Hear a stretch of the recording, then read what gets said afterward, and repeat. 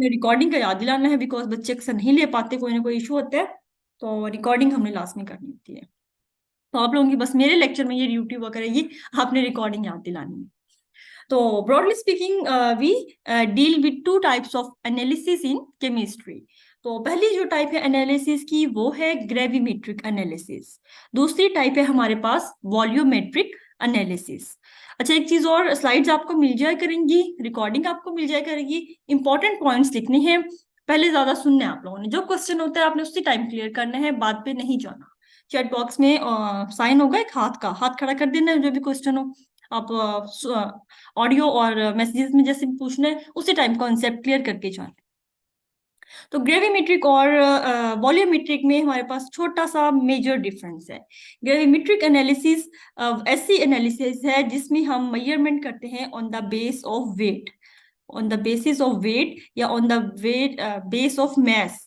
Mess या weight की base पे आप जो भी एनालिसिस, जो भी कैलकुलेशंस, जो भी एक्सपेरिमेंट करते हो उसको हम कहते हैं ग्रेविमेट्रिक एनालिसिस।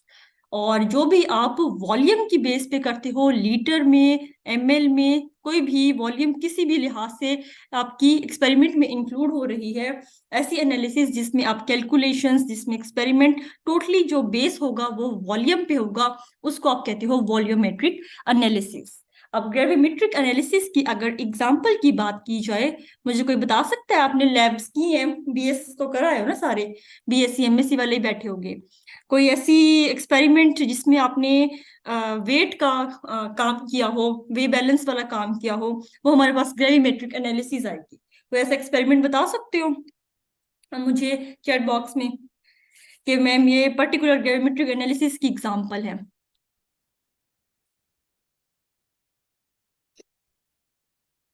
हाँ जी, सारी सोई सुस्त मखलूक उठो, बताओ मुझे, तुक्का मारो अगर नहीं आता तो, कि कौन सी ऐसी ग्रेविमेट्रिक की टाइप है?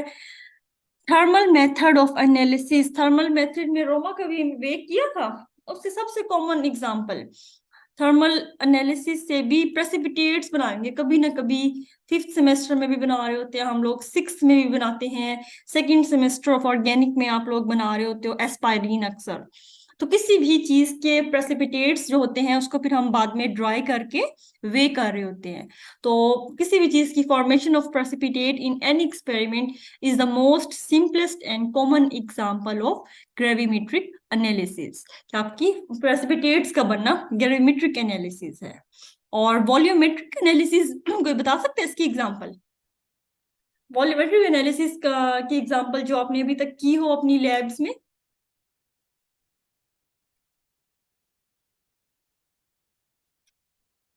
सबने पार्टिसिपेट करना है चैट बॉक्स में, जो भी जहन में गलत आ जाएगा कोई मसला नहीं है। मैं जरा देखूं आप लोगों को किस लेवल पे जाके पढ़ाना है टाइट्रेशन, मुझे थोड़ा बल्कि अच्छा अंदाजा हो जाएगा कि आप लोगों को टाइट्रेशन कितनी आती है थोड़ी बहुत, या कॉन्सेप्ट कहाँ तक है।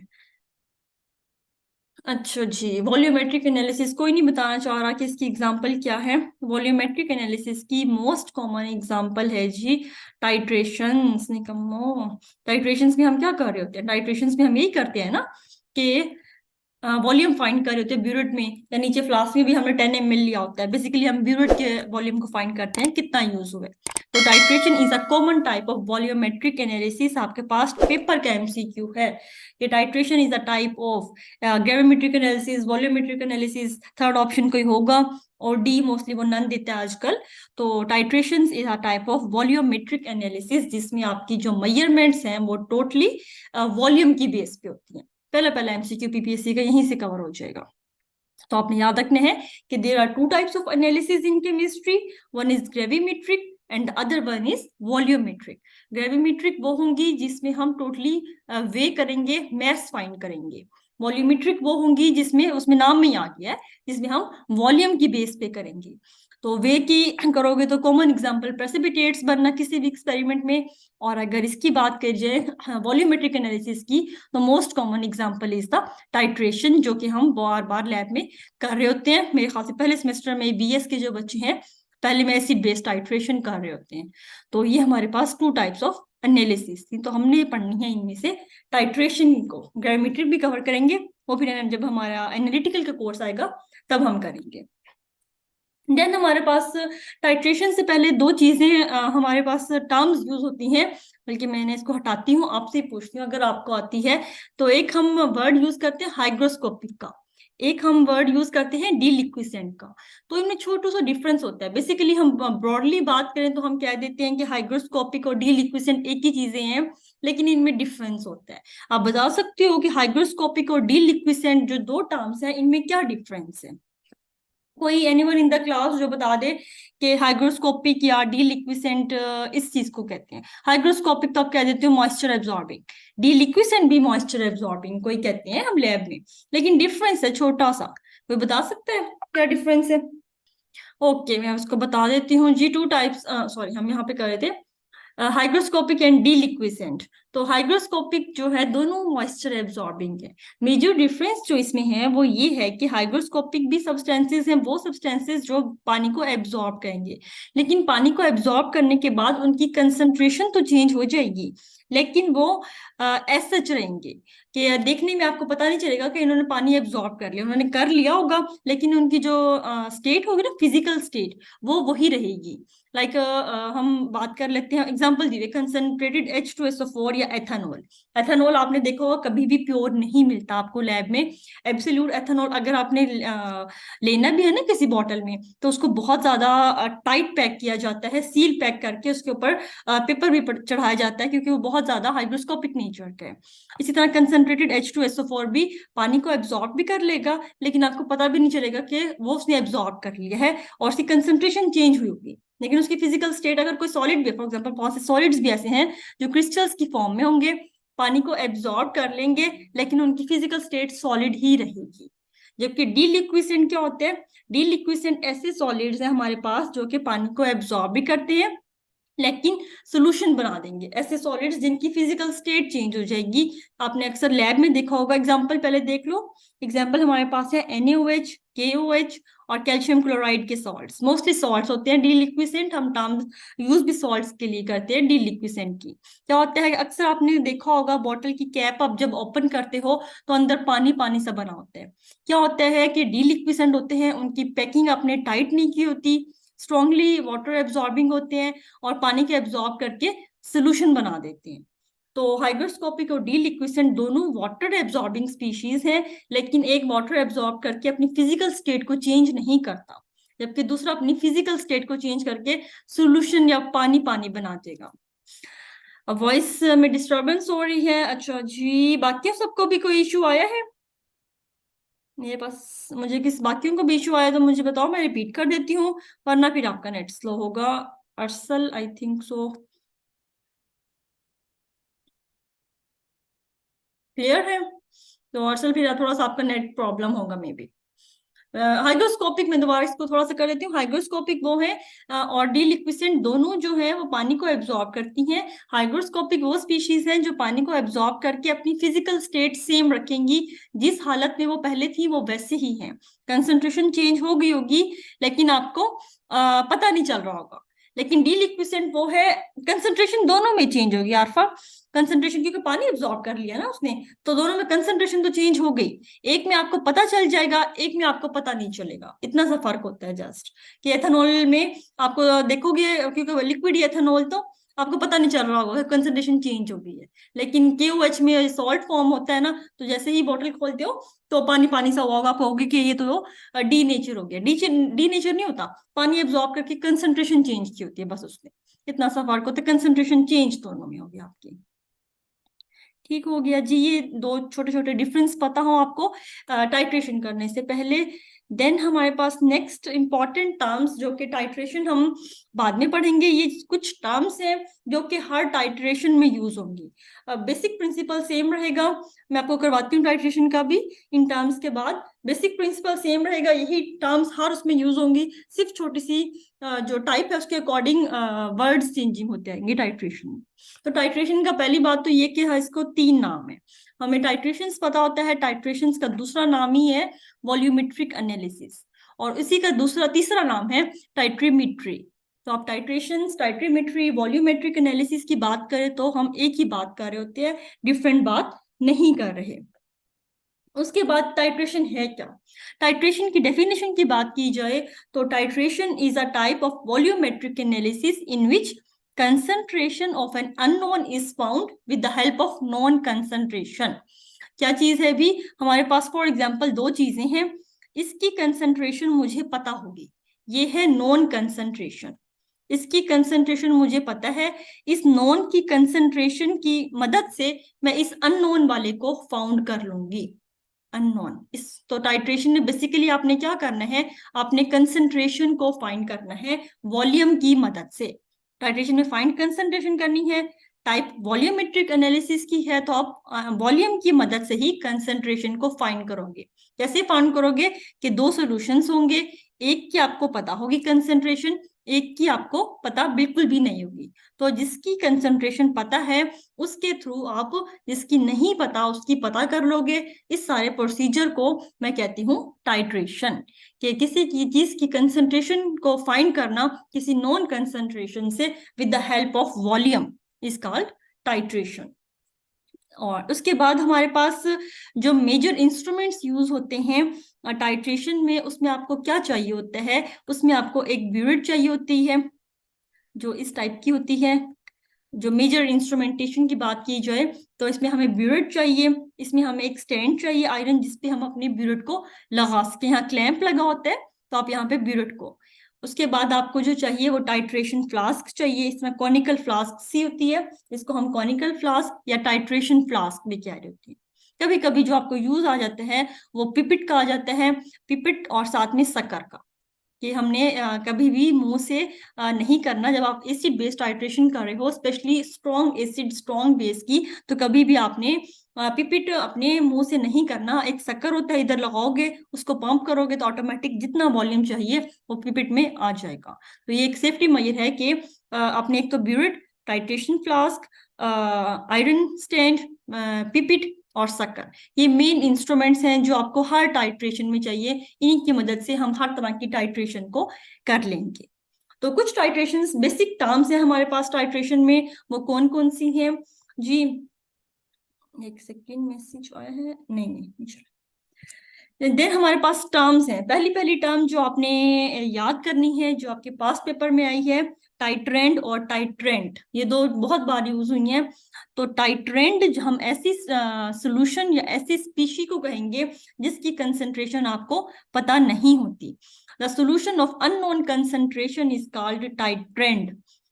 एक सेकेंड मुझे रिमूव करने दो ताकि मैं आपको मजीद अच्छे से समझा सकूं। यहाँ पे the solution of unknown concentration, अभी मैंने कहा ना हमारे पास दो सोल्यूशन होंगे, एक की आपको कंसंट्रेशन पता होगी, एक की आपको नहीं पता। तो जिसकी नहीं पता ना उसको हम कह रहे होते हैं टाइट्रेंट। अब उसी का नाम दो तीन नाम है, एनालाइट और टाइट्रर। अभी लेटेस्ट आया है या उससे पीछे वाला जो पीपीएससी था उसमें उसने डेफिनेशन दी हुई थी same, the solution of unknown concentration is called. Students mostly titrant और टाइट्रेंट को याद करके चला जाता है, टाइट्रर को वो नहीं याद करता। तो अननोन कंसंट्रेशन का जो सोल्यूशन होगा उसके तीन नाम है, टाइट्रेंट, एनालाइट, टाइटर। तीनों मोस्टली हम ये दो टर्म्स यूज करते हैं। एनालाइट हम एनालिटिकल केमिस्ट्री में किसी भी ऐसी चीज को कहते हैं जिसकी कंसंट्रेशन नहीं पता हो। लेकिन अगर हम टाइट्रेशन का वर्ड यूज कर रहे हैं ना, तो टाइट्रेशन के लिए मोस्टली हम टाइट्रेंट या टाइटर यूज करते हैं।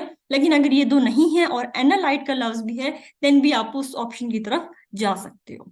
तो solution of unknown concentration is called titrant. अभी हमने अपनी वो की थी इंस्ट्रूमेंटेशन, तो हमेशा ये चीज याद रखना कि बाय कन्वेंशन हम क्या करते हैं, अननोन सोल्यूशन के कंसंट्रेशन को हम कहाँ डालते हैं, हम टाइट्रेशन फ्लास्क में डालते हैं। पूछ सकता है वो आपसे कि एक टाइट्रेशन, एक सोल्यूशन यहाँ डाला होता है टाइट्रेशन फ्लास्क में, एक हम ब्यूरेट में फिल कर देते हैं। तो जो हमारी कंसंट्रेशन जिसकी हमने पता करनी है वो हमेशा इधर टाइट्रेशन फ्लास्क में होगा, या फिर आप कह सकते हो जो आपका टाइट्रेंड है ना वो आप कॉनिकल फ्लास्क में डाल के रखते हो। उसके बाद दूसरी टर्म जो आपने याद रखनी है विद रिस्पेक्ट टू टाइट्रेशन वो है टाइट्रेंट या फिर टाइट्रेटर। दोनों वर्ड यूज करते हैं हम। A solution of non concentration is called titrant या फिर टाइट्रेटर। सोल्यूशन ऑफ नॉन कंसंट्रेशन जिसकी पता होगी आपको, वो मोस्टली हम फिल करते हैं कहाँ पे, वो मोस्टली हम फिल करते हैं ब्यूरेट में। तो ब्यूरेट में आप जो भी चीज लोगे उसकी कंसंट्रेशन आपको इधर मैं फील कर रही हूँ फॉर एग्जाम्पल अपना सोल्यूशन, तो इसकी कंसंट्रेशन आपको पता होगी और इसको मैं कहती हूँ टाइट्रेंट या टाइट्रेटर। इसकी मदद से मैं इसकी कंसंट्रेशन को फाइंड कर लूंगी with the help of volume. तो इस प्रोसीजर को मैं कह रही हूँ टाइट्रेशन। ये होगी जी मोटी मोटी छोटी सी बातें। उसके बाद सॉरी, अभी इक्विवेलेंस पॉइंट रह रहा है हमारा। इक्विवेलेंस पॉइंट क्या है जी? इक्विवेलेंस पॉइंट ऐसा पॉइंट पे है जिस पे हमारी स्टोक्योमेट्रिक जो कंसंट्रेशन है टाइट्रेंट और टाइट्रेंट की इक्वल हो जाए। सिंपल कंसंट्रेशन नहीं, स्टोक्योमेट्रिक कंसंट्रेशन, ये याद रखनी है। स्टोक्योमेट्रिक कंसंट्रेशन, जो वर्ड मिस कर देते हैं मोस्टली, हम कहते हैं इक्विवेलेंस पॉइंट वो पॉइंट है जहां पे टाइट्रेंट और टाइट्रेंट की कंसंट्रेशन इक्वल हो गई है। कंसंट्रेशन इक्वल नहीं, स्टोक्योमेट्रिक कंसंट्रेशन। स्टोक्योमेट्रिक कंसंट्रेशन हम कहते हैं बैलेंस्ड केमिकल इक्वेशन के हम यूज करते हुए नंबर ऑफ मोल्स का इक्वल होना। अभी हम पढ़ेंगे डिटेल से स्टोक्योमेट्री को। मोस्टली पहले मैं स्टोक्योमेट्री ही पढ़ा रही होती हूँ, लेकिन बच्चों को था कि टाइट्रेशन पहले आए, तो वरना स्टोक्योमेट्री में हम डिटेल से पढ़ेंगे कि स्टोक्योमेट्री होती क्या है बेसिकली। तो स्टोक्योमेट्री की अभी आपने जो याद रखनी है वो ये कि स्टोक्योमेट्री इज अ ब्रांच, ऐसी ब्रांच है जिसमें हम बैलेंस्ड केमिकल इक्वेशन को लेके चलते हैं। तो बैलेंस्ड केमिकल इक्वेशन में जब आपके मोल्स इक्वल हो जाएंगे तो वो जो कंसंट्रेशन जब होगी ना उसको हम कहेंगे स्टोक्योमेट्रिक कंसंट्रेशन। तो जब स्टोक्योमेट्रिक कंसंट्रेशन टाइट्रेंट और टाइट्रेंट की इक्वल हो जाएगी ना, उस पॉइंट को हम कहते हैं इक्विवेलेंस पॉइंट, कि दोनों स्टोक्योमेट्रिकली बराबर हो गए हैं। ठीक हो गया, ये है इक्विवेलेंस पॉइंट हमारे पास। देन हमारे पास एक और है एंड पॉइंट। दोनों में डिफरेंस है, दोनों एक ही चीज नहीं है बिल्कुल भी। इक्विवेलेंस पॉइंट था जहां पे आपकी टाइट्रेशन सेम हो गई थी, टाइट्रेंट और टाइट्रेंट की स्टोक्योमेट्रिक कंसंट्रेशन। एंड पॉइंट वो है जब आपका कलर चेंज हो जाए। जैसे ही आपका बराबर हुई है, जैसे ही आप एक और ड्रॉप डालते हो ना ब्यूरिट से, तो टाइट्रेंट का, तो उसकी कंसंट्रेशन ज्यादा होगी, एक ही दम कलर चेंज आएगा। और जिस ड्रॉप पे कलर चेंज आया है ना, उस पॉइंट को हम कहते हैं एंड पॉइंट। गिब्रंस पॉइंट पे जस्ट कंसंट्रेशन इक्वल हो जाएगी, कलर चेंज नहीं होता। उससे अगला ड्रॉप बिल्कुल जो होता है ना, वो हमारा एंड पॉइंट होता है। तो इक्विवेलेंस पॉइंट और एंड पॉइंट बेसिकली आइडियली हम कहते हैं ये एक ही चीज है आइडियली, लेकिन हमारे पास क्या होता है, ये कभी भी इक्वल नहीं होता। उससे अगली चीज क्या होती है, जितना ज्यादा डिफरेंस आएगा एंड पॉइंट और इक्विवेलेंस पॉइंट में, उसको हम कहते हैं titration error. Basically equivalence point ideally, basically नहीं ideally, equivalence point end end point एक ही बात है, एक ही जगह होते हैं, एक ही ड्रॉप पे आते हैं। लेकिन आइडियल कोई चीज एग्जिस्ट नहीं करती। हमारे पास बहुत सारे एरर आएंगे, टाइट्रेशन एरर, जिनकी वजह से इक्विवेलेंस पॉइंट और एंड पॉइंट में डिफरेंस आएगा। अब जितना ज्यादा डिफरेंस आता जाएगा, हम कहेंगे उतना ज्यादा टाइट्रेशन एरर है। टाइट्रेशन एरर कम से कम होना चाहिए। कम से कम कब होगा, जब इक्विवेलेंस पॉइंट से अगला पॉइंट एंड पॉइंट का होगा ना, तो हम कहेंगे टाइट्रेशन एरर बिल्कुल निग्लिजिबल है। लेकिन जितने ड्रॉप्स ज्यादा होता जाएगा एंड पॉइंट आगे, हम कहेंगे उतना टाइट्रेशन एरर हमारा ज्यादा है। फॉर एग्जाम्पल ये मेरी ब्यूरेट है, थोड़ा सा मैं इसको अगर प्रैक्टिकली समझाने की ट्राई करूं, हम यहाँ पे वो लगा होता है स्टॉपर, ड्रॉप वाइज आ रहा है, ठीक है। इसमें से जो भी हम एसिड बेस ले रहे हैं, फॉर एग्जांपल अभी हम डिटेल से पढ़ेंगे कितनी टाइट्रेशन की टाइप्स हैं, क्या कुछ है। फॉर एग्जांपल हमारे पास इसमें ड्रॉप वाइज आ रहे हैं। एक पॉइंट ऐसा आ गया है जिसपे टाइट्रेंट और ट्राइटेंट की कंसंट्रेशन इक्वल हो गई है, इसको मैं कह रही हूँ इक्विवेलेंस पॉइंट। अब उससे अगला पॉइंट पे हो जाना चाहिए कलर चेंज, लेकिन अगर कलर चेंज नहीं हो रहा, फॉर एग्जांपल यहाँ तक मेरा ये जो 3 ड्रॉप गिरे हैं ना, यहाँ पे टाइट्रेंट और टाइट्रेंट इक्वल हो गए हैं, इससे अगला पॉइंट मेरा होना चाहिए था एंड पॉइंट का। लेकिन अगला पॉइंट वो आया है, कलर चेंज नहीं हुआ, 5-6 ड्रॉप्स गिरने के बाद कलर चेंज हुआ है, तो मैं कहूंगी मेरी एरर, जो टाइट्रेशन है ना उसमें एरर है।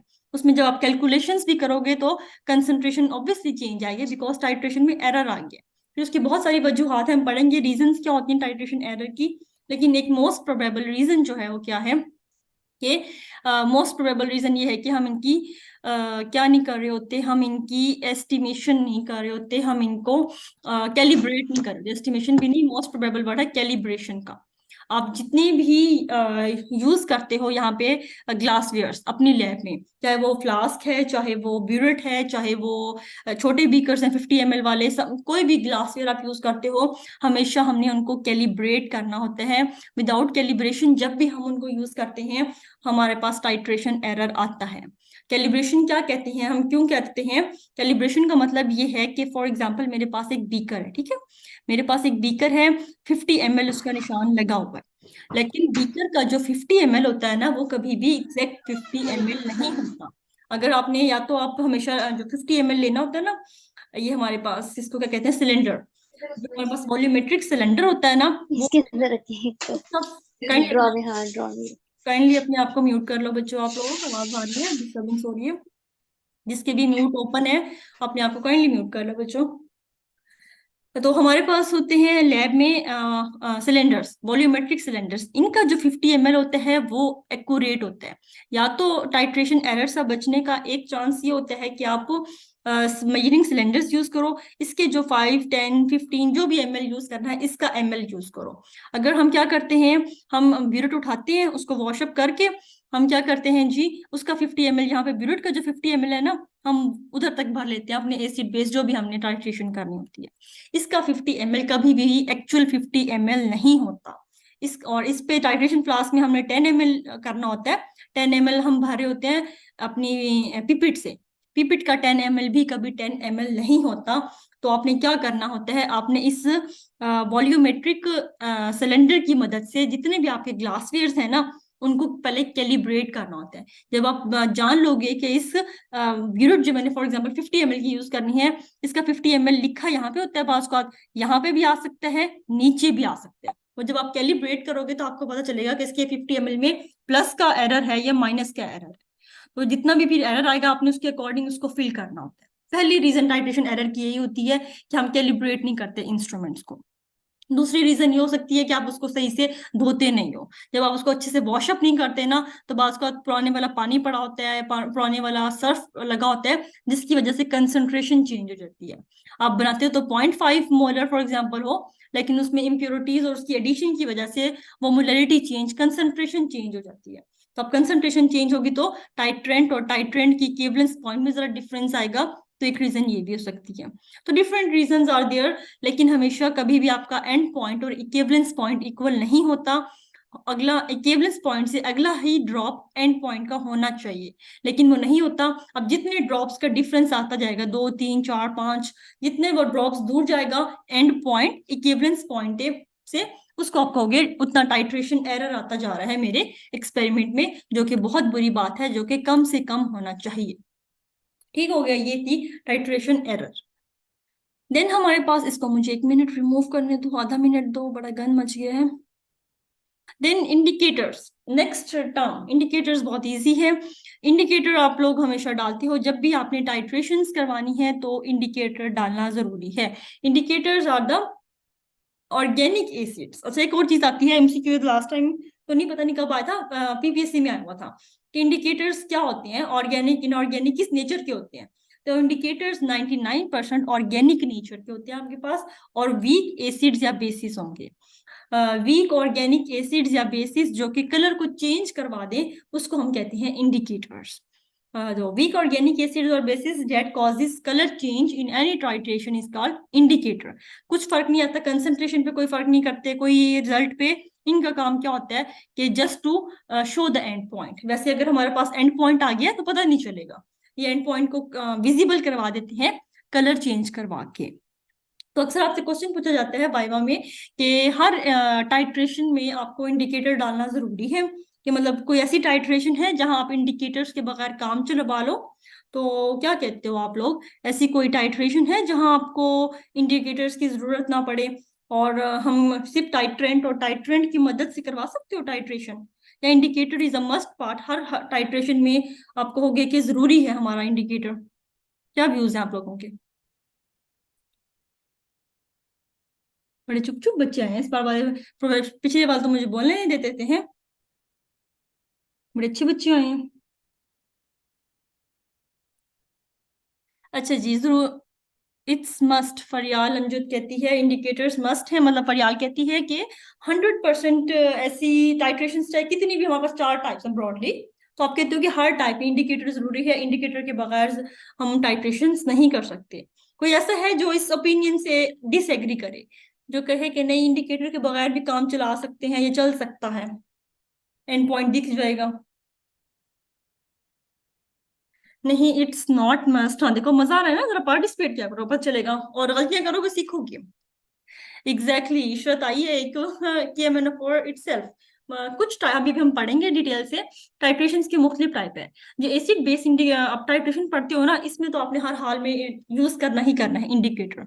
हमारे पास आगे ये बच्ची ने बताया, इशरत ने, रिडॉक्स टाइट्रेशन। हमारे पास हम पढ़ेंगे डिटेल से। रिडॉक्स टाइट्रेशन ऐसी टाइट्रेशन है जिसमें आपको बहुत इसमें इंडिकेटर की डालने की जरूरत नहीं पड़ती। जो आप टाइट्रेंट डालते हो ना, जब टाइट्रेशन हो रही होती है ना, तो उसकी ऑक्सीडेशन स्टेट चेंज हो जाती है। जब ऑक्सीडेशन स्टेट चेंज होती है ना हैवी मेटल्स की या ट्रांजिशन मेटल्स की, तो वो ऑटोमेटिक कलर चेंज खुद ही कर देते हैं। तो इनको हम कहते हैं सेल्फ इंडिकेटर्स, कि जो टाइट्रेंट हम यूज करेंगे वो खुद ही कुछ टाइम के बाद इंडिकेटर के तौर पे काम करेगा और कलर चेंज करवा देगा। तो ऐसी टाइट्रेशंस में हमें इंडिकेटर की जरूरत नहीं पड़ती, और ये हम करते हैं रिडॉक्स टाइट्रेशन में। तो अगर कोई आपसे पूछे कि indicator is the must thing for titration, तो आप कहोगे नो। 90% आपको इंडिकेटर चाहिए, लेकिन कुछ इंडिकेटर्स स्पेशली रिडॉक्स टाइट्रेशंस, हमारे पास ऐसी टाइट्रेशंस हैं जिनमें हमें नहीं जरूरत पड़ती इंडिकेटर्स की। वहां पे oxidation state, like for example अभी इसने KMnO4 का जिक्र किया है, तो देखो KMnO4 में मैग्नीज की जो ऑक्सीडेशन स्टेट आती है ना, वो +7 है। इसी टाइट्रेशन हम इसकी पढ़ेंगे, डिटेल से पढ़ेंगे, थोड़ा सा कॉन्सेप्ट दे रही हूँ कि यहाँ पे ये Mn7+ से +5 +2 में जाता है, सॉरी, फिर ये एट द एंड Mn0 में जाता है। और एक चीज याद रखना कि जब भी ट्रांजिशन मेटल्स की ऑक्सीडेशन स्टेट चेंज होगी, उसका कलर ऑटोमेटिक चेंज होगा। कभी ऐसा नहीं होगा +7 से +6 अगर पे भी आ जाए ना, तब भी उसकी ऑक्सीडेशन स्टेट चेंज होती है। पढ़ा है ना कि आप लोगों ने, थोड़ा सा कॉन्सेप्ट होगा कि जो आपके ट्रांजिशन मेटल्स है, वेरिएबल ऑक्सीडेशन स्टेट है, तो जितनी उसकी ऑक्सीडेशन स्टेट चेंज होगी उतने वो कलर देता है। +7 पे इसका कलर पर्पल पिंक सा होता है, फिर ये डीप ब्राउन पे जाएगा, और एट द एंड ये ब्लैक हो जाता है। तो रिडॉक्स टाइट्रेशन वो वाहिद टाइट्रेशन है जहाँ पे आपको इंडिकेटर की जरूरत नहीं पड़ती। वहां पे जो क्या होता है, टाइट्रेंट यूज करोगे वो ऐसा सेल्फ इंडिकेटर का काम कर जाएगा। ठीक हो गया जी, काफी ठीक हो गया, ऐसे बोला करो, कोई मसला नहीं है। गलत हो जाएगा तो देखो, अब बच्ची ने, किसी ने कहा था इट्स मस्ट, अब एटलीस्ट उसको भूलेगी नहीं बात, बल्कि इशरत भूल जाएगी शायद, वो बच्ची नहीं भूलती। तो पार्टिसिपेट किया करो, कोई डंडा लेके सोटा लेके नहीं आ रहा यहाँ पे कि मार पड़ेगी। अच्छा जी, टाइट्रेशन कर्व। टाइट्रेशन कर्व्स क्या होती हैं, इसको हम डिटेल से भी पढ़ेंगे, छोटा सा कॉन्सेप्ट ले लो। टाइट्रेशन कर्व वो कर्व्स होती हैं जो कि हमें कर्व्स के थ्रू बताएंगी कि ये कहाँ से स्टार्ट हो रही है, कहाँ पे एंड हो रही है।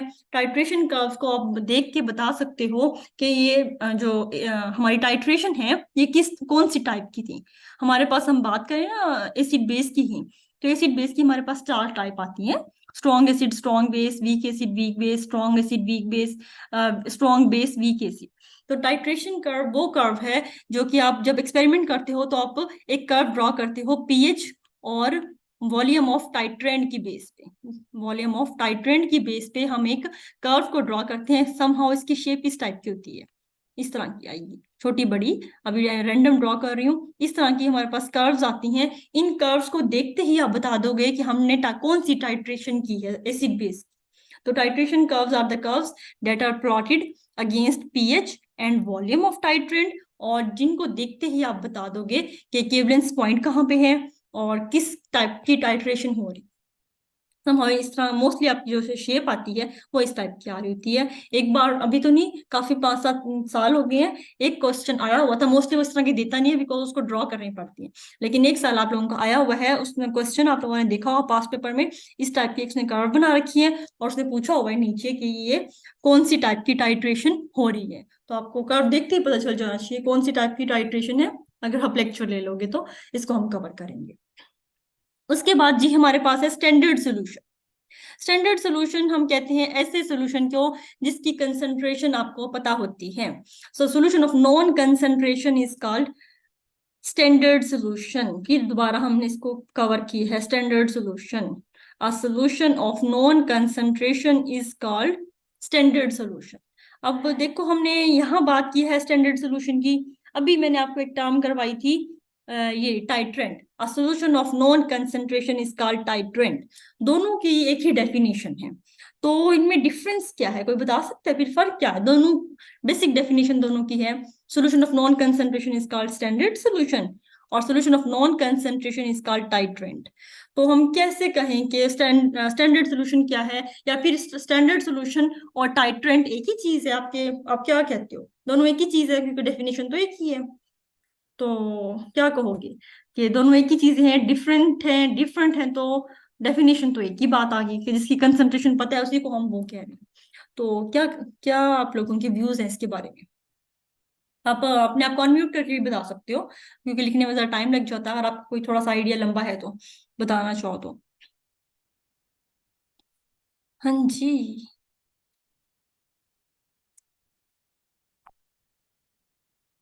पिछली बार मैंने जब ये पढ़ाया था ना, तो बच्ची कहती है मैम हमें तो एक ही लग रहे हैं, अगर कोई डिफरेंस है तो आप बता दें हमें। तो आप लोगों का भी वही है, आप लोगों को एक ही लग रहा है या डिफरेंट चीजें हैं? क्या कहते हो? डिफरेंट है, लीना कहती है। ये लीना चला के है लीना, क्योंकि सेम होता तो मैं यहीं पे ना वो लगा देती ओवर, जिस तरह मैंने यहाँ पे लगाया। टाइट्रेंट और टाइट्रेटर एक ही चीज है, तो स्टैंडर्ड सोल्यूशन अगर इसी को कहती तो मैं यहीं पे लगा देती, अलग से थोड़ी पढ़ाती है भैया लीना। अच्छा जी, डिफरेंट चीजें हैं, थोड़ी सी बात एक ही है, थोड़ी सी डिफरेंस पता है क्या है? जब आप आम एक्सपेरिमेंट के लिए हम सॉल्यूशंस, केमिस्ट और सारे के सारे बैठे हो, हम सॉल्यूशन बनाते हैं। हमारा केमिस्ट्री में काम क्या है? सॉल्यूशन बनाने का। तो हम कोई भी एक्सपेरिमेंट कर रहे हैं मैम जिसमें जो हमने हम्म,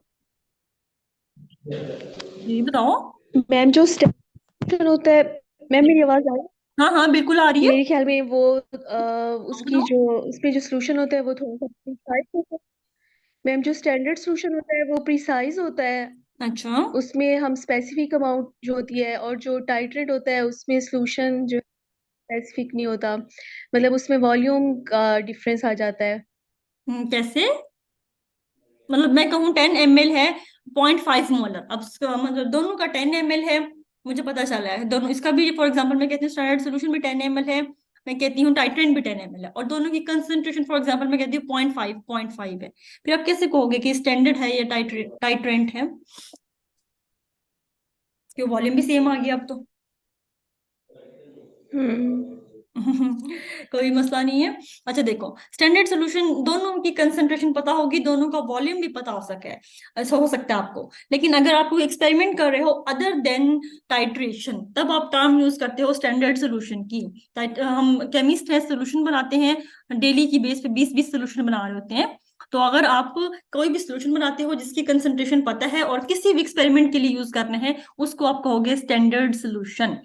लेकिन अगर आपने स्टैंडर्ड सोल्यूशन बनाया और आपने उसको यूज किया जस्ट टाइट्रेशन के पर्पस के लिए, देन मैं उसको कह रही होती हूँ टाइट्रेंट या टाइट्रेटर।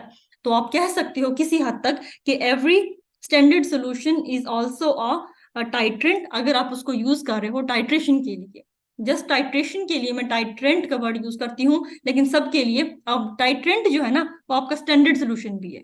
लेकिन standard solution is not a titrant अगर वो यूज नहीं हो रहा टाइट्रेशन के लिए। तो दोनों टर्म्स आप यूज कर सकते हो, इंटरचेंजेबल है। लेकिन स्टैंडर्ड सोल्यूशन पूरी केमिस्ट्री के लिए यूज करते हो, लेकिन जस्ट टाइट्रेशन के लिए यूज करना है, देन आप इसके लिए टाइट्रेंट या टाइट्रेटर का यूज पार्ट कर रहे हो। फॉर एग्जाम्पल मैंने क्रोमेटोग्राफी बना करनी है, क्रोमेटोग्राफी के लिए अगर मैंने 10 ml का कोई सोल्यूशन बना लिया है एसीटोन का 0.1 मोलर, तो मैं उस क्रोमेटोग्राफी के लिए यूज कर रही हूँ, देन मैं उसको स्टैंडर्ड सोल्यूशन कहूंगी। लेकिन अगर मैंने टाइट्रेशन करनी है उसी 10 ml से, देन वही सोल्यूशन मेरा टाइट्रेंट या टाइट्रेटर हो जाएगा। बात एक ही है, दोनों एक ही चीज है। Okay ji. एंड मैं ही बताती हूँ, कोई नहीं बताता तो। यूनिवर्सल इंडिकेटर्स हम कहते हैं ऐसे इंडिकेटर्स को जो कि हर टाइप की तकरीबन मैक्सिमम टाइप की टाइट्रेशन में यूज हो जाए। जो हमारे पास अगर 10 टाइट्रेशन है ना, तो 8 में हम उसको यूज कर पाए। तो ऐसे इंडिकेटर्स को हम कहते हैं यूनिवर्सल इंडिकेटर्स, की मैक्सिमम जो आपका काम है ना उससे हो जाए। तो लिटमस एक ऐसा इंडिकेटर है नेचुरल। अब नेचुरल क्या है? जो नेचुरली एग्जिस्ट करते हैं, जो नेचर में पाए जाते हैं। तो लिटमस जो है ना वो नेचुरल इंडिकेटर है, बिकॉज इसको हम ड्राइव करते हैं लाइकन से। ये आपका पास्ट पेपर में एक बार आया हुआ है, लाइकन याद है? तीसरा पीपीएससी वाला गुजारो, एक अभी है उससे पीछे वाले में आया हुआ है लाइकन्स। लाइकन्स बायो इंडिकेटर्स होते हैं, हमें बायो उसमें पढ़ा हुआ है बायो में कि ऐसी नेचुरल स्पीशी जो कि इन्वायरमेंट के पोल्यूशन को बताए, लाइकन्स होते हैं। और लाइकन्स बायो ऑर्गेनिजम्स हैं, और उनसे हम डराइव उनसे निकालते हैं लिटमस को। तो इस वजह से हम लिटमस को कह रहे हैं नेचुरल इंडिकेटर। टर्मेरिक होती है हम्म। हल्दी। तो लिटमस की बात की जाए तो लिटमस एसिड में अलग कलर देते हैं, बेस में अलग कलर देते हैं, और ये आपने याद रखना है, ये बहुत इंपॉर्टेंट चीज है। अक्सर आया होता है, एफपीएससी में तो लाजमी आता है, पीपीएससी में भी आ सकता है। तो एसिड लिटमस जो है, एसिड में ये रेड कलर देता है और बेस में ब्लू देते हैं। मैं आगे इसको डिटेल से करवाऊंगी, अभी हम sorry strong acid strong base करेंगे। अभी एक बार देख लो कि एसिड में लिटमस ने रेड कलर देने हैं, बेस ने ब्लू। अब अगर फिर भी भूल जाता है तो देखो, बेस भी बी से बना है और ब्लू भी बी से बना है। तो छोटे छोटे टिप्स खुद याद रखा करो इस तरह वाले, कि बीबी क्रीम यूज करती है ना लड़कियां। उसके बाद है सिंथेटिक। सिंथेटिक वो है जो कि मैन मेड है, ह्यूमन मेड है। तो आपके पास 99% एसिड बेस इंडिकेटर्स सिंथेटिक हैं जो हम यूज करते हैं for the acid base indicators. अब उसकी बहुत सारी एग्जांपल्स हैं, मिथाइल ऑरेंज, मिथाइल येलो, और भी पता नहीं जितने भी इंडिकेटर्स होंगे ना, हम अभी यूज करेंगे आगे। अगर मैं एक सेकेंड बल्कि अभी दिखा देती हूँ। ये देखो, methyl violet, thymol blue, methyl orange, bromocresol green, methyl red. Litmus तो है नहीं, वो है नेचुरल है। Thymol blue, phenolphthalein, thymol phenolphthalein, alizarin yellow, और उसके अलावा भी जितने भी 99% है ना, सारे के सारे सिंथेटिक हैं, इंसान के बनाए हुए हैं। और हम यूज करते हैं उसमें टाइट्रेशन में, क्योंकि हर इंडिकेटर की ना अपनी रेंज है कलर देने की। तो हम देखते हैं हम किस टाइप का एसिड या बेस यूज कर रहे हैं। बहुत स्ट्रॉन्ग है, स्लाइटली स्ट्रॉन्ग है, पीएच की बेस पे हम एसिड की स्ट्रेंथ देख लेते हैं। जब हमें पता चल जाए ना कि एसिड बेस हमारा इस टाइप का है, तो उसके अकॉर्डिंग उसकी रेंज को सेट करते हुए हम उसके मुताबिक इंडिकेटर लेते हैं। इस वजह से हमें सिंथेटिक ज्यादा सूट कर रहा होता है। और उसके बाद थर्ड टाइप हमारे पास इंडिकेटर्स की आती है, ऑल्फैक्टरी इंडिकेटर्स। ऑल्फैक्टरी इंडिकेटर्स कहते हैं हम ऐसे इंडिकेटर्स जो कि आप नाक की मदद से, आपके सेंस ऑफ स्मेल की मदद से आप बता दो। तो इसकी सबसे लीस्ट यूज होते हैं, बल्कि जिक्र ही नहीं होता। लेकिन अगर आप किसी अच्छी बुक को पढ़ोगे ना, तो उसमें तीनों का जिक्र हुआ होगा। तो ऑल्फैक्टरी इंडिकेटर्स एसिड बेस में बहुत पुराने हम यूज करते थे, अब रिसेंट हम यूज नहीं करते। लेकिन आपको पता होना चाहिए, सेंस ऑफ स्मेल, आपकी नाक की मदद से आप एसिड बेस टाइट्रेशन कर सकते हो। एग्जाम्पल देखो, अनियन। अनियन को आप इंडिकेटर के तौर पे यूज कर सकते हो। अनियन की खास स्मेल होती है, सल्फर होता है ना बहुत ज्यादा प्याज में। तो जो सल्फर बहुत ज्यादा होते हैं, तो एक खुशबू होती है जब आप प्याज काट रहे होते हो। अगर तो उसको आप बेस में डालोगे ना, तो उसकी खुशबू वैसे ही रहती है। अगर आप प्याज को एसिड में डालते हो ना, तो उसकी खुशबू गायब हो जाती है बिल्कुल। उसकी जो स्मेल होती है ना अनियन की, एक पर्टिकुलर सी स्मेल है, वो गायब हो जाती है। तो on the base of smell की बेस पे आप बता सकते हो कि एसिड बेस टाइट्रेशन उसके इंडिकेटर के तौर पे काम करेगा। वो बताएगा कि एसिड है या बेस है। इसी तरह क्लव ऑयल, लौंग, काली मिर्च में एक लौंग्स होता है ना, उसकी स्पेसिफिक स्मेल होती है। तो अगर आप उसको एसिड में डालोगे, उसकी स्मेल बिल्कुल खत्म हो जाती है। बेस में डालती हो तो उसकी स्मेल रिटेन रहती है, कि बहुत तेज स्मेल होती है उसकी। तो आप बता सकते हो उसको एसिड बेस में डाल के कि ये एसिड है कि बेस है, क्लव की मदद से। तो कोई भी चीज जो आपको बता दे ये एसिड है या बेस है, आप उसे कह देते हो इंडिकेटर। तो अनियन की स्मेल की मदद से, इनको हम कलर चेंज की मदद से इंडिकेटर के तौर पे यूज कर सकते हैं। देन जी हमारे पास जो आपने याद, अगली नेक्स्ट स्लाइड, एसिड बेस। पहले टाइट्रेशन की चार टाइप थी, ठीक है। फिर हमने एसिड बेस की चार टाइप करनी है। एसिड बेस की चार टाइप है, strong acid, strong base, most commonly use. फिर है वीक एसिड, स्ट्रॉन्ग बेस। फिर है स्ट्रॉन्ग एसिड, वीक बेस। और फिर है वीक एसिड, वीक बेस। तो हम फर्स्ट सेमेस्टर में जो ये दो ऊपर वाली दो हैं ये कर रहे होते हैं, लेकिन सिलेबस में चारों इंक्लूड है। आखिरी वाली थोड़ी मुश्किल है करनी, इसका एंड पॉइंट मुश्किल से मिल रहा होता है। इसके लिए कोई खास इंडिकेटर अवेलेबल नहीं है, लेकिन ऊपर वाली तीनों बहुत इजीली हो जाती हैं। अभी हम परफॉर्म करते हैं नेक्स्ट स्लाइड में। ये देखो, स्ट्रॉन्ग एसिड, स्ट्रॉन्ग बेस। अब आपने देखना नहीं है, आपको पता है स्ट्रॉन्ग एसिड्स जो है हमारे पास HCl, H2SO4, HNO3, मोस्टली हम ये यूज कर रहे होते हैं। और उनमें से भी सबसे ज्यादा H2SO4, HCl और एक की बात करो तो HCl। तो स्ट्रॉन्ग एसिड स्ट्रॉन्ग बेस में आपने दोनों चीजें स्ट्रॉन्ग यूज करनी है। तो ये मेरा HCl हो गया जी, स्ट्रॉन्ग एसिड। और स्ट्रॉन्ग बेस के तौर पे मैं लूंगी NaOH। ठीक है, इसमें मैं इंडिकेटर जो मोस्टली थोड़ी सी रट्टे वाली चीज आ जाती है, अब इसको आपने थोड़ा सा याद ध्यान में रखना है। इसमें जो हम इंडिकेटर यूज करते हैं वो यूज करते हैं फिनोफ्थिलीन। एक चीज याद रखनी है कि जब भी आपकी बेस स्ट्रांग होगी, आपने एसिड को नहीं देखना, बस इस चीज को देखना है, जब भी आपकी बेस स्ट्रांग होगी आपने बिना सोचे समझे फिनोफ्थिलीन लगाना है। फिनोफ्थिलीन इज एन इंडिकेटर जो कि हम स्ट्रांग बेस में यूज करते हैं। तो स्ट्रॉन्ग बेस एसिड से स्ट्रॉन्ग है वीक है हमें उससे कंसर्न नहीं है। जब भी आप टाइट्रेशन कर रहे हो स्ट्रॉन्ग बेस की, तो आपने बिना सोचे समझे लगाना है फिनोफ्थिलीन। अभी रिसेंट आपका आया हुआ था ना MCQ, वो आया हुआ था वीक बेस के लिए। वीक बेस स्ट्रॉन्ग एसिड में आप कौन सा इंडिकेटर यूज करते हो, तो इंडिकेटर पूछते हैं और कॉमन पूछते हैं, हजारों इंडिकेटर्स हैं, लेकिन आपने 3-4 याद रखने हैं जो वो बार बार पिछले सालों से पूछे जा रहा है। तो स्ट्रॉन्ग बेस के लिए हमने इंडिकेटर फिनोफ्थिलीन यूज करना है। और फिनोफ्थिलीन एसिड में कलरलेस होता है, ये भी बहुत बार पूछा गया है। और बेस में फिनोफ्थिलीन का कलर पिंक होता है। कलर चेंज जो है वो अबव 8.5 देता है। अब इसकी हम थ्योरी करेंगे डिटेल, थोड़ी थोड़ी मोटी मोटी चीजें याद रखो, बल्कि इसको हम एक्सपेरिमेंटली कर लेते हैं। कलर चेंज करने दो, ये ब्लू तो दिख ही नहीं रहा, इसको हम एक्सपेरिमेंटली परफॉर्म करते हैं अपनी तरफ से। ठीक है, ये मेरी फॉर एग्जांपल आयरन स्टैंड है, इस पे मैंने अपनी ब्यूरेट सेट कर ली है। ठीक है, कैलकुलेशंस भी करेंगे, कैलकुलेशन से भी MCQs आते हैं, लेकिन ये मेरी ब्यूर है। ठीक है, इस पे मैं टाइट्रेशन फ्लास्क ले लेती हूँ, जो जो मुझे चीजें चाहिए मैं उसको यूज करूंगी। हम टाइट्रेशन करवा रहे हैं स्ट्रॉन्ग एसिड स्ट्रॉन्ग बेस की। ठीक है, अब मेरा जो फॉर एग्जाम्पल मैं अपना कलर चूज करने दो, HCl मेरा है टाइट्रेंट। अब इसलिए मैंने कहा था हम मोस्टली वो चीज लेते हैं जिसकी कंसंट्रेशन हमें पता होती है। तो यहाँ पे मैं ले रही हूँ अपना HCl। उसके बाद अब मैं क्या करूंगी, इसमें मैं ले लूंगी 10 ml NaOH। 10 ml, 20 भी ले सकते हो, 30 भी ले सकते हो, लेकिन हम मिनिमम से हमने कंसंट्रेशन फाइंड ही करनी है ना। तो हम टीचर जो है वो आपको 10 ml NaOH से करवा रहा होता है, जो कि आपका है टाइट्रेंट। मैंने क्या किया, सबसे पहले काम 10 ml NaOH लेना है अपनी बेस, और बिरट के 50 ml को भर देना है HCl से। इसकी कंसंट्रेशन फॉर एग्जांपल मुझे पता है 0.5 मोलर ले रही हूँ, या 0.1 छोटे से स्टार्ट करते हैं। 0.1 मोलर HCl मैंने 50 ml का भर लिया है ब्यूरेट में। नीचे मैंने 10 ml NaOH लेना है। उसके बाद मैंने क्या करना है, मैंने 1 ड्रॉप इसमें 1 ड्रॉप फिनोफ्थिलीन का डालना है, इंडिकेटर का 1 ड्रॉप इंडिकेटर।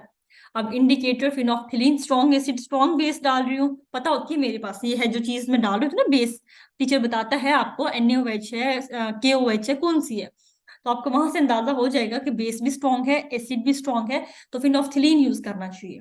तो आप जब देखोगे तो आपने 1 ड्रॉप इंडिकेटर का डाल देना है फिनोफ्थिलीन का। अब जैसे ही डालोगे फिनोफ्थिलीन, तो देखो बेस में डाल रहे हो ना, यहाँ पे 10 ml NaOH लिया हुआ है, तो बेस में डाल रहे हो, इसका कलर हो जाएगा पिंक जैसे ही 1 ड्रॉप डालोगे। अब यहाँ पे एक चीज अक्सर बच्चे पूछते हैं कि मैम 2 ड्रॉप डाल दें 3 ड्रॉप, कोई मसला नहीं है। इंडिकेटर ने कोई काम नहीं करना, इंडिकेटर ने कलर चेंज करवाना है। 2 ड्रॉप डाल दोगे तो थोड़ा और पिंक हो जाएगा, 3 ड्रॉप डालते हो थोड़ा और पिंक हो जाता है। ऐसे जितने 1 या 2 ड्रॉप से कोई फर्क नहीं पड़ता, मोस्टली 1 ड्रॉप इनफ हो जाता है। लाइट पिंक से कलर ही लेके जाना है ना आपने, तो हम उसको चेंज करवा लेते हैं। तो आपने 1 ड्रॉप 2 ड्रॉप से ऊपर नहीं जाना, 1 ड्रॉप ही कहा जाता है। 1 ड्रॉप इंडिकेटर का डालने हैं। अब इंडिकेटर का सोल्यूशन कैसे बनाते हैं, अब 1 इंडिकेटर का जो है वो है 1 mg इन 10 ml। ये आपने क्या करना है, अपने सोल्यूशन हम बनाते हैं 1 mg in 10 ml। For example phenolphthalein, अब फिनोफ्थिलीन का मैं वे करूंगी 1 mg, उसको 10 ml एथेनॉल में डिजोल्व करवा दूंगी। अब आपने एक चीज और ये ध्यान देनी है कि मेरे पास इंडिकेटर मोस्टली 90% मैंने आपको बताया है वीक ऑर्गेनिक एसिड्स या बेसिस है, तो आप देखो ऑर्गेनिक नेचर का इंडिकेटर है, तो पानी में डिजोल्व नहीं करवाते। हमेशा आप कोई ऑर्गेनिक सॉल्वेंट ले रहे हो तो एसीटोन में भी करवा देते हैं, एथेनॉल में भी, हर एक का लिखा होता है स्पेसिफिक। लेकिन और ज्यादा ऑर्गेनिक नेचर का अगर इंडिकेटर है तो हम ऑर्गेनिक सोल्यूशन ही यूज करते हैं। फिनोफ्थिलीन के लिए जो मोस्ट कॉमनली हम सॉल्वेंट यूज करते हैं, एथेनॉल में बना रहे होते हैं। अभी मैं आपको, रुको एक मिनट, फिनोफ्थिलीन का वो दिखाती हूँ स्ट्रक्चर। ये देखो, अब इसको हम पढ़ेंगे थ्योरी ऑफ इंडिकेटर्स को, कि ये फिनोफ्थिलीन के स्ट्रक्चर चेक करो जरा, कितने हाइड्रोकार्बन, पूरा ही हाइड्रोकार्बन से मिलके बना है। अब इतने हाइड्रोकार्बन हैं तो मतलब ऑलमोस्ट नॉन पोलर नेचर का है। तो नॉन पोलर अगर आपका सोल्यूट है तो वो नॉन पोलर में ही डिसॉल्व होगा, बिकॉज सॉल्युबिलिटी प्रिंसिपल हमें कहता है like dissolve like. Non polar का पानी में भी हो जाता है, ऐसी बात नहीं है, क्योंकि कुछ ग्रुप्स में देखो लगे होते हैं, जब भी टूट जाता है ये ओ नेगेटिव भी आ जाता है, इस पे थोड़ी बहुत पोलैरिटी है। लेकिन इतनी पानी में डालोगे 100% सॉल्युबल नहीं होगा। अगर आपके पास एथेनॉल बहुत कम है तो हम क्या करते हैं, कुछ पानी कुछ एथेनॉल ले लेते हैं ताकि इसकी सॉल्युबिलिटी बढ़ जाए। प्रॉपर, बहुत अच्छी बात है, एथेनॉल में ही डिसॉल्व करवाओ। लेकिन अगर एथेनॉल नहीं है तो कुछ ड्रॉप्स एथेनॉल के लास्ट में डालने पड़ेंगे ताकि इसकी सॉल्युबिलिटी अच्छी हो जाए। तो ये आप लोगों ने खुद ही मैनेज करना होता है लैब में, थोड़ी सी अकल लगा के, कि मेरा इंडिकेटर ऑर्गेनिक नेचर का है तो मैं ऑर्गेनिक सॉल्वेंट यूज करूँ। तो आपने 1 mg स्टैंडर्ड होता है, आप इसको 2 mg भी ले सकते हो, 2 mg डिजॉल्व कर दोगे 10 ml में, तब भी इंडिकेटर बन जाएगा। और इंडिकेटर ने कलर चेंज करवाना है, लेकिन आइडियली हम 1 mg लेते हैं 10 ml सोल्यूशन में। मैंने फिनोफ्थिलीन का बनाना है तो मैं 1 mg फिनोफ्थिलीन लूंगी और 10 ml एथेनॉल में डिजॉल्व कर दूंगी। और जब मेरा सोल्यूशन अच्छे से बन जाएगा, मिक्स हो जाएगा वो, तो मैं उसका एक ड्रॉप लूंगी, ड्रॉपर से एक ड्रॉप लूंगी, इसमें डाल दूंगी अपने टाइट ट्रेंड में। उसकी मैंने कंसंट्रेशन फाइंड करनी है NaOH की, तो क्या होगा, पिंक कलर का हो जाएगा ये। उसके बाद मैंने क्या करना है, एक काम जो एहतियात आपने करनी है, आप एक ड्रॉप डाल के स्टार्ट करवा देते हो टाइट्रेशन। नहीं, हमने ऐसा नहीं करना, हमने जब एक ड्रॉप डाल देना है ना, इसको हमने अच्छे से हिलाना है, इस फ्लास्क को।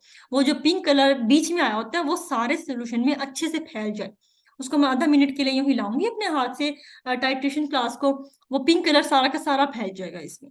जब वो सारे का सारा इसमें फैल जाएगा, देन मैं क्या करूंगी, इसके नीचे लेके आऊंगी और स्टॉपर को ओपन कर दूंगी ड्रॉप वाइज। और मैंने इतना ड्रॉप इसको खोलना होता है कि मैं उस ड्रॉप को काउंट कर सकूं। टूटी नहीं खोल देनी है, एकदम से टाइट्रेशन हो जाती है।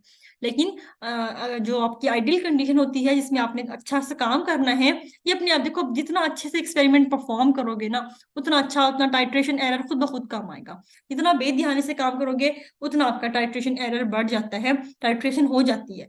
लेकिन अच्छा केमिस्ट वो है जो जरा एरर कम से कम लेके आए, सफाई से काम करोगे, अपना कल को वही आदत पड़ जाएगी, वही रिसर्च में अच्छा काम कर रहे होते हो। तो क्या करना है, यहाँ पे स्टॉपर लगा हुआ है, ड्रॉप वाइज खोलना है।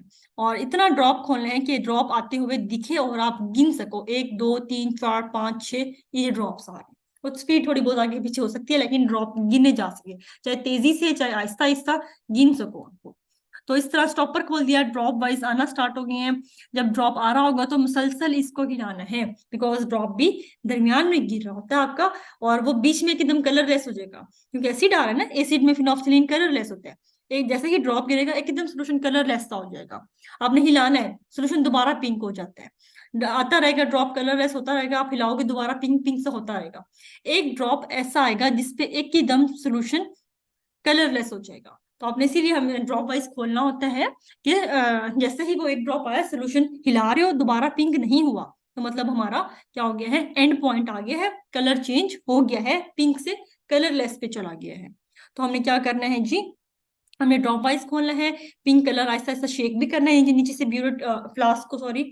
और जैसे ही हमारा कलरलेस सोल्यूशन होगा, हमने स्टॉपर को बंद कर देना है। फिर उसके बाद हमारा काम क्या है, उसके बाद हमारा काम ये है जी, हमने करना है, पेंसिल कहाँ गई मेरी, हमने ये करना है, एक सेकंड दें, ये जी, हमने काम ये करना है, हमने यहाँ पे फॉर एग्जांपल 50 ml तक भरा का था ना मैंने इसको, मैंने 50 ml तक भरा था, लेकिन अब ड्रॉप वाइज आता जा रहा है, तो यहाँ से वॉल्यूम कम हो जाएगा। पहले ये यहाँ तक भरा हुआ था, फॉर एग्जाम्पल मैंने इसको यूज किया, जैसे ही कलर चेंज हुआ मैंने इसको बंद कर दिया, तो मेरा ये जो वॉल्यूम था ना, ये यहाँ तक आ गया।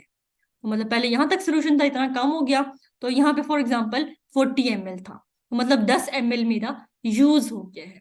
इस 10 ml को मैं नोट डाउन कर लूंगी, 10 ml मतलब मेरा यूज हो गया। तो मैं इसको अलग से लिख लूंगी 10 ml। ये हमें कैलकुलेशन में करते हुए मदद देगा। फिर हमने कैलकुलेशंस करनी है, तो हमारा मकसद क्या है टाइट्रेशन करवाने का, इस वॉल्यूम को फाइंड करना कि कितना हमारा टाइट्रेंट यूज हुआ है, जितना हमारा वॉल्यूम। ज्यादातर ये 10 ml मैंने लिख दिया, 7.8 6.8 समहाउ जितना भी आपका यूज हो आपने लिखना है। तो मैं आपको एक आइडियल कंडीशन दे रही हूँ 10 ml, तो 50 से 40 तक आया और मैंने काउंट कर लेना अपना 10 ml।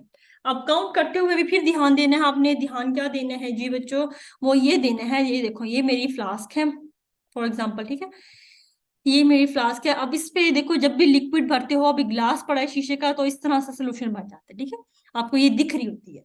तो इसमें आपने क्या करना है, इसको एक स्टील जगह पे खड़े हो जाना है, इसको हिलाना नहीं है। अगर तो आपका सोल्यूशन कलरलेस है, जो ब्रूट के अंदर भर रखा है, लाइक मैंने HCl का सोल्यूशन भर रखा है, HCl कलरलेस होता है। अगर तो मेरा सोल्यूशन कलरलेस है तो मैंने लोअर मेनिस्कस को देखना है। फॉर एग्जाम्पल मैं देख रही हूँ तो साइड से, तो ये कितना कम हुआ, पहले ये यहाँ पे थी फॉर एग्जाम्पल, ठीक है, मैंने टाइट्रेशन करवा ली, ये यहाँ पे आ गई है।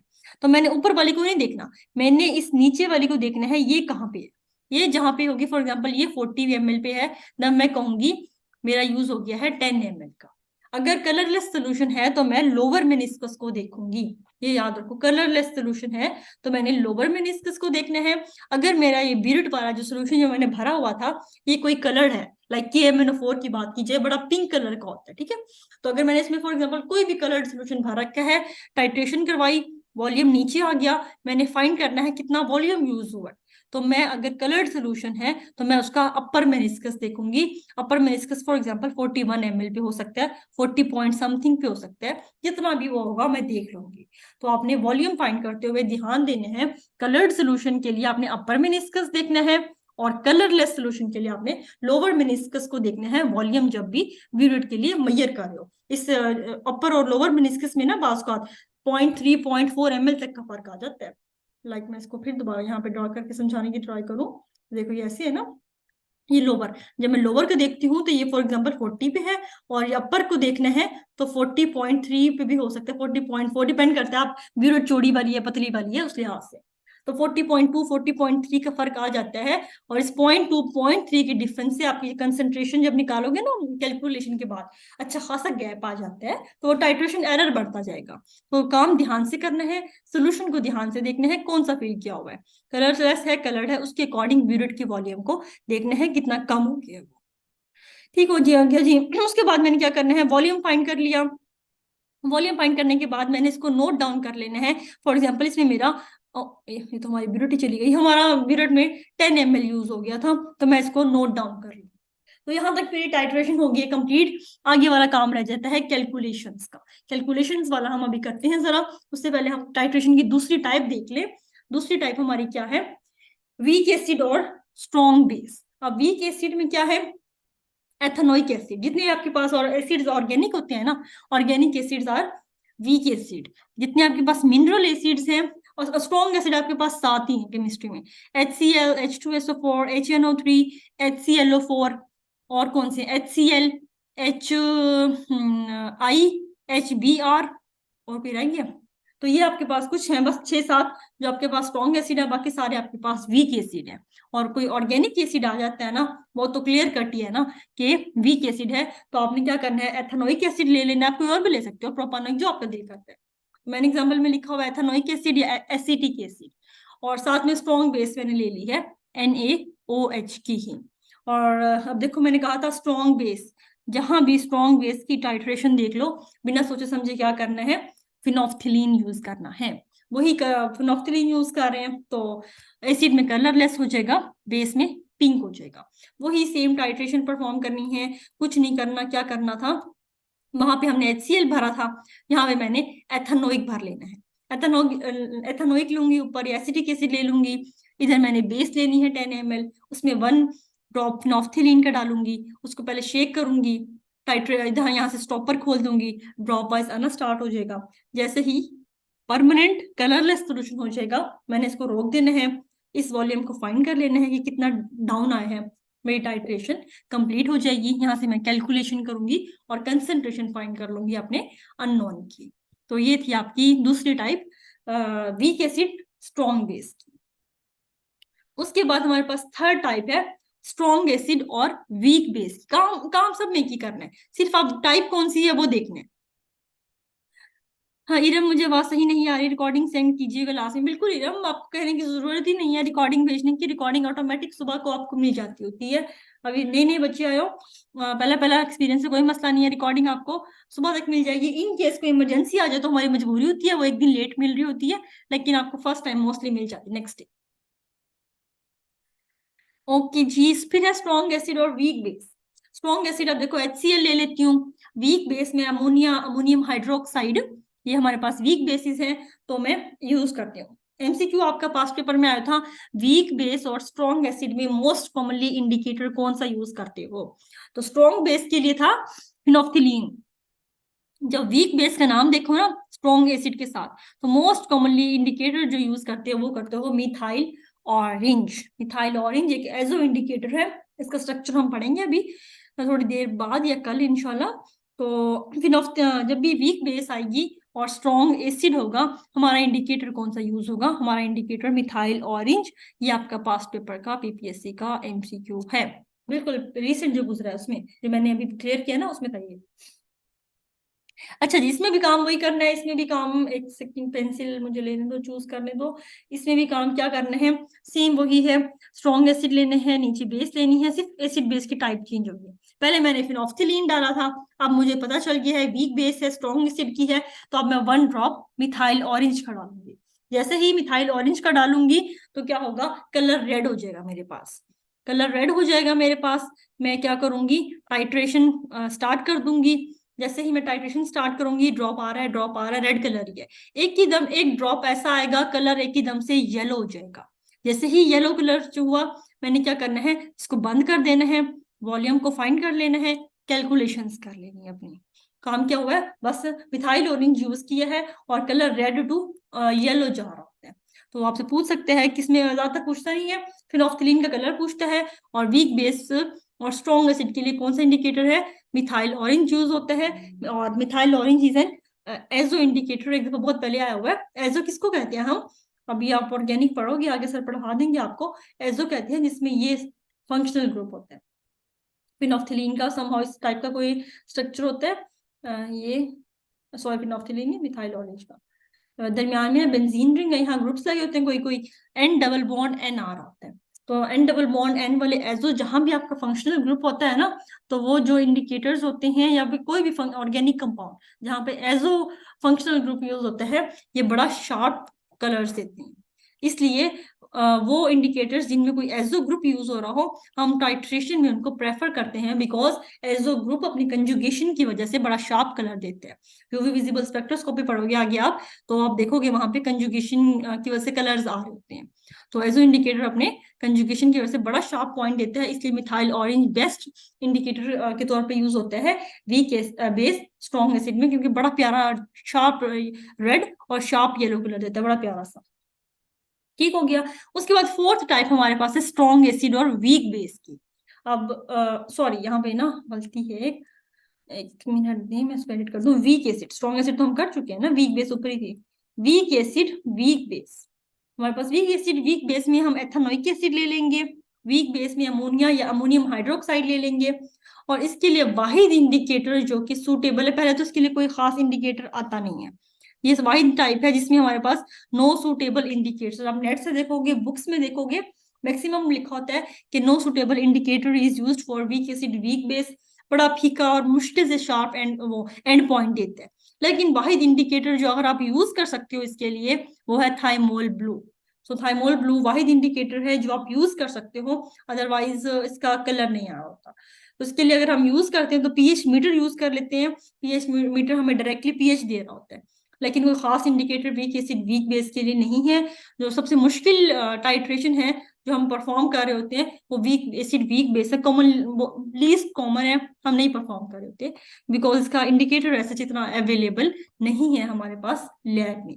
आज की आखिरी स्लाइड है, थक गए होगे मुझे पता है, आप लोग थोड़ा सा ज्यादा पढ़ा रहे हो बिकॉज आज ना डेमो लेक्चर है। मोस्टली जब स्टूडेंट थक जाता है ना, मैं एंड कर देती होती हूँ। तो नेक्स्ट क्लास में जब भी आप लोगों की बस हो जाए ना, तो मुझे बता दिया करना है, बिकॉज फिर थक के फायदा नहीं होता।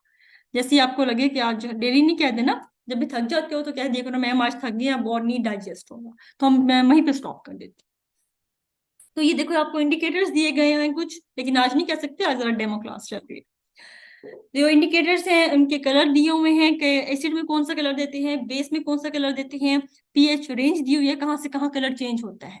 मतलब 0 से 0.0 1.6 तक येलो होगा, जैसे ही 1.6 से ऊपर जाएगी पीएच ये ब्लू कलर दे देगा। तो आपने ये सारे याद नहीं करने, जो इंपॉर्टेंट इंपॉर्टेंट है वो याद करने हैं। इंपॉर्टेंट जी आपके पास एक तो देखो ये मिथाइल ऑरेंज है, उसके बाद लिटमस है, उसके बाद फिनोफ्थिलीन है।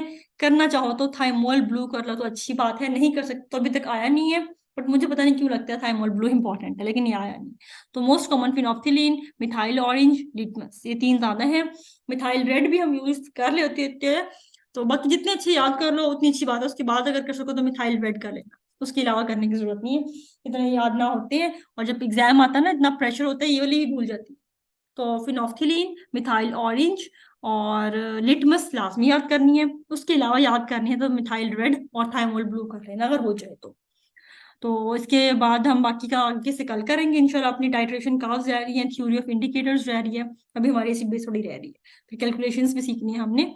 तो आज के टॉपिक से आपका कोई क्वेश्चन है तो आप पूछ सकते हो, हमारे पास 6 मिनट है। तो जी बच्चा लोगों को कुछ पूछना है तो आप पूछो, मोस्ट वेलकम क्वेश्चंस के लिए। कोई क्वेश्चन नहीं है, कोई क्वेश्चन नहीं है, बड़ी अच्छी समझ आई है। अच्छा ये समझ आई है, पहले तो ये बता दो ना ऊपर से तो नहीं गुजरी है सारी, समझ आई भी है। टाइट्रेशन होती क्या है, बेसिक प्रिंसिपल क्या है? हम्म।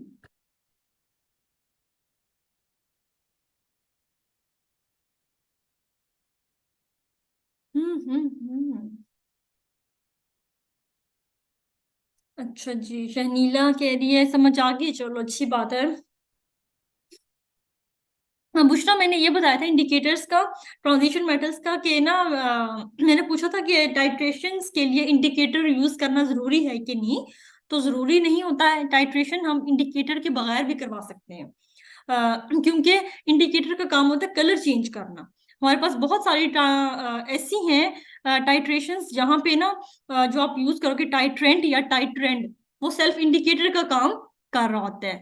तो जैसे ही आप ट्रांजिशन मेटल यूज करते हैं ना, स्पेशली वो इंडिकेटर्स या वो टाइट्रेशंस जिनमें ट्रांजिशन मेटल का यूज हो रहा होता है, तो ट्रांजिशन मेटल क्या करता है, रेडॉक्स टाइट्रेशन में ट्रांजिशन स्टेट चेंज हो रही होती है, +1 से +2 +6 +7 चेंज हो रही होती है। जैसे ही ट्रांजिशन स्टेट चेंज होती है ना, तो ट्रांजिशन मेटल का कलर चेंज हो जाता है। तो जैसे ही कलर चेंज हो जाएगा ना उसका, तो आपने काम क्या होता है, इंडिकेटर का कलर चेंज ही होता है ना। तो वो जो टाइट्रेंट आप यूज कर रहे हो KMnO4, वो खुद ही कलर चेंज करवा रहा है। तो वहां पे हमें इंडिकेटर का जरूरी नहीं होता करना। जहाँ पे ट्रांजिशन मेटल्स वाली टाइट्रेशन आएंगी वहां हम इंडिकेटर यूज नहीं करते, वहां ट्रांजिशन मेटल खुद सेल्फ इंडिकेटर के तौर पे काम कर रहा होता है, वहां हमें बस टाइट्रेंट चाहिए, टाइट्रेंड चाहिए। There is no use of indicator in redox titration. ये बात कर रहे थे हम कि इंडिकेटर हर बार जरूरी नहीं है हम यूज करें। अभी हम पढ़ेंगे आगे रिडॉक्स को, डिटेल से पढ़ेंगे इंशाल्लाह। ठीक हो गया, इसके अलावा कोई क्वेश्चन भाई आप लोगों का? अस्सलाम वालेकुम मैम। हाँ मैम मैं फरियाल बात कर रही हूँ। मैंने जी पूछना था जी जी। कि ये सेशन कब स्टार्ट हुआ है, क्योंकि मैंने आज ही। आपको आवाज आ रही है मेरी? हाँ हाँ बिल्कुल क्लियर है बेटा जी, बिल्कुल क्लियर आवाज है। हेलो। हाँ जी।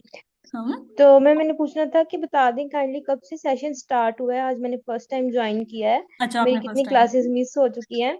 बेटा आपकी तो थोड़ा सा प्रॉपर जो गाइड क्लास कर दें मिस इसके हुई है बारे ना, में। कितनी टाइम? प्रॉपर क्लास आपकी मिस हुई है दो। ऑर्गेनिक का पहला पहला लेक्चर बिल्कुल जनरल था, वो डेमो लेक्चर था बिल्कुल ही। उसके बाद ऑर्गेनिक के 2 लेक्चर्स मिस हुए हैं, लेकिन कोई मसला नहीं है, ग्रुप में ऐड हो गए हो ना अब?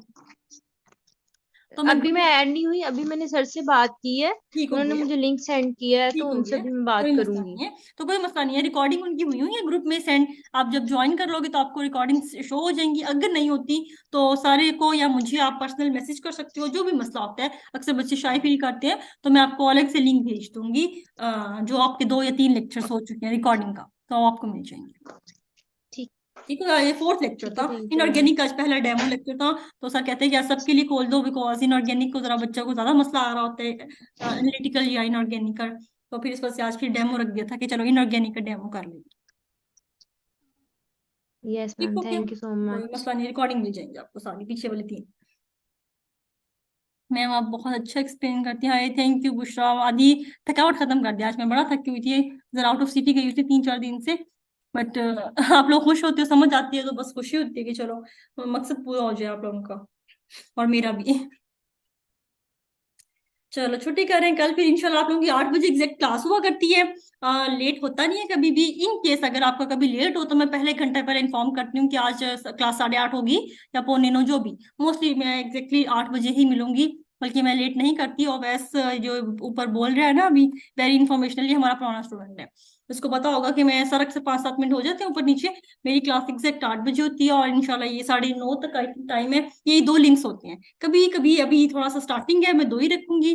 फिर आगे जब हमारा थोड़ा सा वो हो जाएगा, तो फिर हम 3 लिंक्स पे जा सकते हैं, मतलब 2.5 लिंक। तो अच्छे से पढ़ना है, जो समझ नहीं आए वो बता देने हैं। तो कल 8 बजे इंशाल्लाह फिर हम। हाँ ज्यादातर बुशरा ये 2 लिंक्स ही हो रहे थे। बात का ये होता है, आप लोग थक जाते हो ना, मैं यही कहती हूँ कि ना, आप जब जैसे ही थक जाते हो काइंडली मुझे यहाँ पे चैट बॉक्स में मैसेज किया करो कि मैम आज थक गए हैं, आज दिल नहीं कर रहा, तो कोई मसला नहीं होता, हम मोल्ड कर लेते। किसी दिन ज्यादा पढ़ लिया, किसी दिन कम पढ़ लिया, आप लोगों की अकॉर्डिंग चलती है। मेरी तो यही नेचर थी यूनिवर्सिटी में भी, और अब भी, के स्टूडेंट जैसे खुश होता है ना वैसे चलते हैं। कभी थका होता है, कोई एक भी थका होगा तो हम क्लास आगे नहीं करेंगे, हम अगले दिन ज्यादा पढ़ लेंगे, कोई मसला नहीं होता। ठीक हो गया। यूनिवर्सल ओवेस यूनिवर्सल इंडिकेटर हम कहते हैं ऐसे इंडिकेटर को जो कि मैक्सिमम यूज हो जाए। फिनोफ्थिलीन देखोगे, जितनी भी हम टाइट्रेशंस करते हैं ना, फिनोफ्थिलीन तकरीबन और 100 टाइट्रेशंस करनी है ना, तो फिनोफ्थिलीन 80 टाइट्रेशन में फिनोफ्थिलीन यूज हो रहा होता है, या लिटमस यूज हो रहा होता है। तो ऐसे इंडिकेटर्स जो कि आप 90% यूज करके टाइट्रेशन कर लेते हो, उसको हम कहते हैं यूनिवर्सल इंडिकेटर्स। तो मोस्टली 2 ही है ये, फिनोफ्थिलीन और और कौन सी, लिटमस। मैक्सिमम सॉल्वेंट्स डिसॉल्व करे, जो मैक्सिमम टाइट्रेशंस करवा दे। सॉल्वेंट्स नहीं, जो मैक्सिमम टाइट्रेशंस करवा दे आपकी। स्ट्रॉन्ग मोस्टली हम टाइट्रेशन करते, स्ट्रॉन्ग एसिड स्ट्रॉन्ग बेस की है 90% हमारी, उसके बाद 2-3% की जो टाइट्रेशन है ना, वो स्ट्रॉन्ग बेस या उनकी हो रही होती है वीक बेस की। तो उनमें भी कहीं का ना कहीं हमारा फिनोफ्थिलीन यूज करवा जाता है। वहां वो नहीं हो रहा होता तो लिटमस काम कर देता है। तो ये 2 इंडिकेटर्स ही हम यूज करते हैं बार बार बार बार, इसी वजह से हम इनको कहते हैं यूनिवर्सल इंडिकेटर्स। मैक्सिमम सॉल्वेंट्स में ये डिसॉल्व नहीं होगी, होगी ऑर्गेनिक सॉल्वेंट में, ये इनऑर्गेनिक में सॉल्युबल ही नहीं होती फिनोफ्थिलीन। पानी में करना, हम नीचे दाने से पड़े होंगे आपके। 99% ऑर्गेनिक है। जितने भी मैंने ये नाम लिखे हुए ना, मिथाइल वॉलेट, थाइमोल ब्लू, सारे के सारे इनके जरा स्ट्रक्चर खोल के देखो, इतनी बड़ी बड़ी कार्बन की रिंग्स हैं, सारे के सारे ऑर्गेनिक नेचर है। मैंने अभी तक कोई देखा ही नहीं, इनफेक्ट मुझे याद आता हो मैंने जितने स्ट्रक्चर्स बनाए हैं, कोई सिंपल